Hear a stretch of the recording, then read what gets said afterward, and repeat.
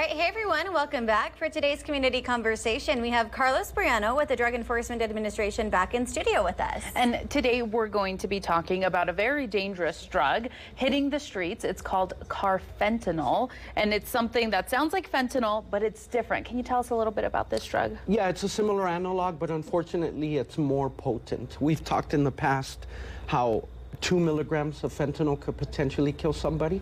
With carfentanil, 0.02 milligrams of fentanyl is potentially dangerous.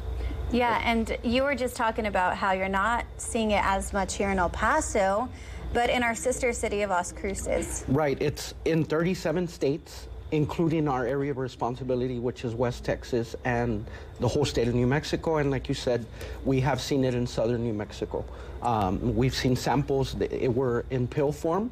In addition to fentanyl, there was other chemicals in there, including carfentanil. Yeah, and you were just talking about some data too. So since 2023, we have really seen a spike in just people utilizing this drug. Can you talk about that? According to the Centers for Disease Control, in 2023, there was 28 deaths related to carfentanil.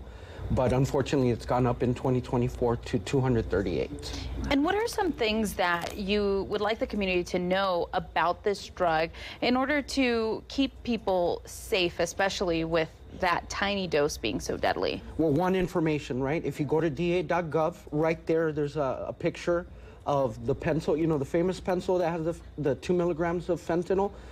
Another pencil with carfentanil, and you can see how much less it is. So arm yourself with information. da.gov, just click on the photo there of the two pencils and read up on what carfentanil is. One of the things you're going to read there is that it's not for human consumption.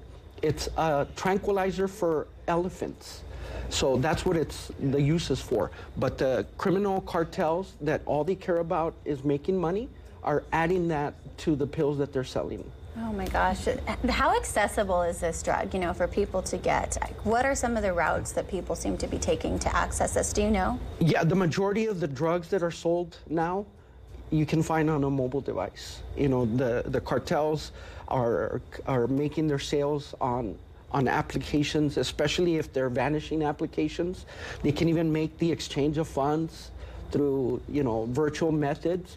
But we want them to know that the DEA is also working those spaces, and we work with the application companies to see the drug trafficking transactions that are happening there.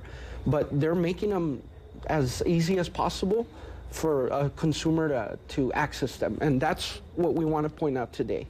When you're trying to buy pills, even if you think it's a legitimate pill, which some people do, you need to know that if you're buying it through a social media application or through an encrypted application of some sort, it's very, very, very likely that it's fake. It's not a real medication, and it's very likely that it'll contain methamphetamine, it'll contain fentanyl, or there's a chance that it could contain carfentanil.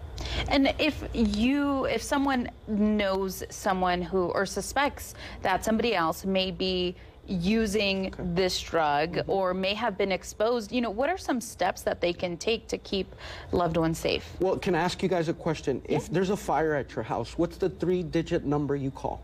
911. Everybody knows that, right? But if we know somebody that's struggling with substance use disorder, which is the technical term for some, you know, we used to call it addiction, right? But it's substance use disorder. It needs treatment like anything else, like high blood pressure, like asthma. So if you know someone who's struggling with substance use disorder, what's the 3-digit number you call? 911. No. Tell us. It's 988. 988. So we need to have everyone know the other 3-digit number, just as we know for where to call for a fire, right? 988 will get you 24/7 help for someone struggling with substance use disorder, any mental health issue, or even thoughts of suicide. But a lot of people forget. Yes, it's that's also, what I thought too. Right. 988 I thought was suicidal. Right. Yes, it's yes. also for substance use disorder. That's great. You can get a reference 24/7, 365. You don't even have to call. You can text the number, and they will give you a referral. You don't even have to speak English. Si habla español, they'll give you references in Spanish as well. And we talk about this often every time you come, but just with numerous things, how important it is to open up the conversation with your kids. You know, we're seeing kids, teens have access to technology way earlier in life now. Is there anything that you want parents to know, a message to them?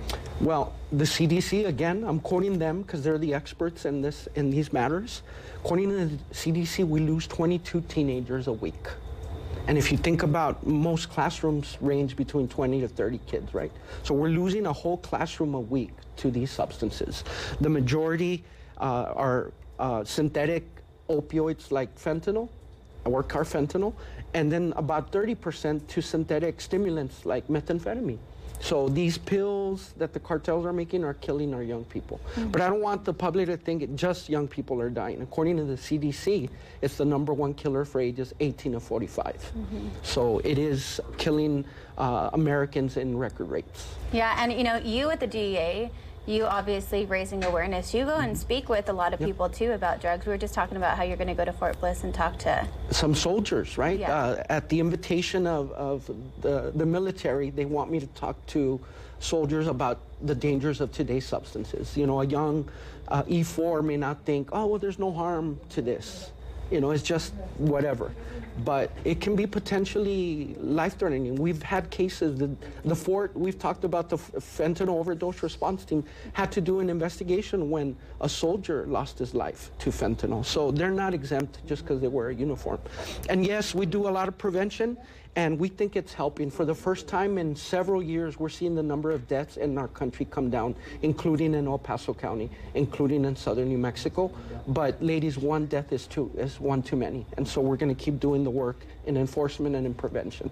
When we're talking about carfentanil, and I think this is maybe the case for fentanyl as well, do most people even know that they are taking this drug? I would say no. And again, even if they knew, it's not for human consumption. It's for large animals like elephants. It is not approved by the FDA for human consumption. So even if they did know, which I highly doubt they do, they should not be taking it. It's 0.02 milligrams. It's so little. I really hope everybody goes to DA.gov and looks at the graphic. Can potentially end your life. And if it doesn't kill you, it leaves you with a terrible substance use disorder that the treatment facilities have told us is really difficult to break.